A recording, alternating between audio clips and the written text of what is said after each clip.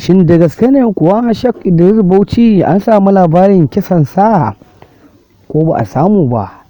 Amma mai sauraro bi mu cikin wannan zancen za ka san gaskiyar al'amarin da yake faruwa a faɗin duniya kenan. To mai sauraro, wannan cikakken rahoto ya zo mana zuwa cikin wannan sabuwar tasha mai suna Arewa Hausa Top TV. Za mu kawo ma wannan cikakken rahoto da yake zuwa ma za ka ga gaskiyar magana. Mai sauraro, za mu kawo ma wannan cikakken al'amari da yake faruwa na Shak Idris Bauchi. Amma kan mu kawo ma wannan cikakken rahoto muna fatan ka da daure don Allah da namar subscribing. Kana sai ka danna mana ƙararrawar sanarwa domin shine za ka ringa samun shirye-shiryenmu da zarar mun ɗora.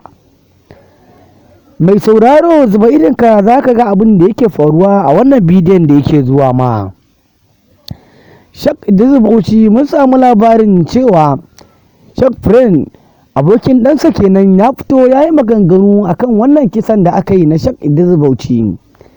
Da ba gaskiya ba ne ba, kawai zance ne na furodiganda aka yada. An samu dai 'yan tashin ta da ƙayar baya sun shiga mai gidansa sun mai lahani, amma dai bai mutu ba.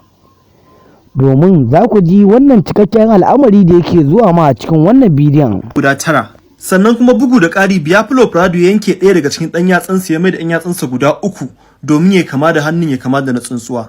Wannan ya ce matar tasa wani sabida ita ya canja kamannin shi. Ita ta kasance body modification artist, ta ce sana'ar ce canja kamannin nan.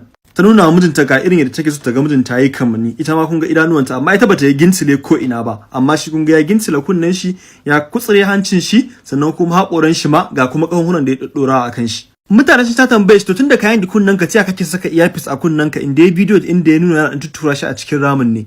To mai sauraro, ka ji wannan cikakken rahoto da yake zuwa ma cikin wannan tasha mai suna Arewa Hausa Top TV. Da kun ji wannan abin da ya faru da wannan Shak Malam Idris Bauchi kenan. An faɗi wata muhimmin magana wacce ta ɓata mai rai, har ya nemi ya sha abu ya kashe kansa. To mai sauraro, wannan cikakken rahoto da ka bi mu za ka ji abin da yake faruwa game da wannan malami mai suna Shak Idris Bauchi. Mai sauraro, sai ka ji mu a labari na gaba.